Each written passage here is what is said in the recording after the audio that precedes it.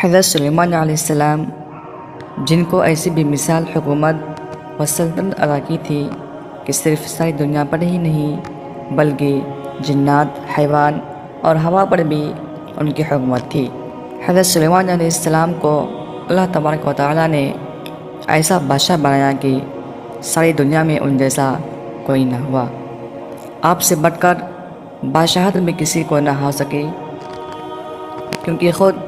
سلیمان علیہ السلام نے یہ دعا کی تھی کہ الہی مجھے ایسی سلطنت عطا فرما کہ جو میرے بعد کسی کو حاصل نہ ہو۔ جنات سلیمان علیہ السلام کے حکم سے بلند و بالا عمارتیں تعمیر کرتے تھے، دریا میں غوطہ لگا کر ان سے ہیرے، جواہرات اور موتی وغیرہ نکالتے تھے۔ دوسرے جو قوم عام انسانوں کی طاقت سے زیادہ ہوتے تھے، آپ وہ کام جناتوں سے لیا کرتے تھے۔ جو جن آپ کے حکم سے سرتابی کرتے ہیں یا شرارتیں کر کے کام میں رکاوٹ ڈالتے یا دوسرے کو تنگ کرتے تو آپ نے زنجیروں میں جکڑ کر قید خانے میں ڈال دیتے،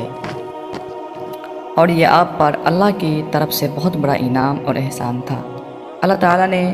سلیمان علیہ السلام کو ان پر قبضہ اور اختیار دے دیا اور فرمایا، اب آپ کی مرضی، آپ انہیں چاہے سزا دے یا درگزر کر دے،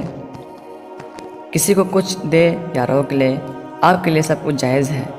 آپ کے معجزات میں سے ایک معجزہ یہ بھی ہے کہ ہوا آپ کے لیے مسخر یعنی مکتی و فرمانبرداری تھی۔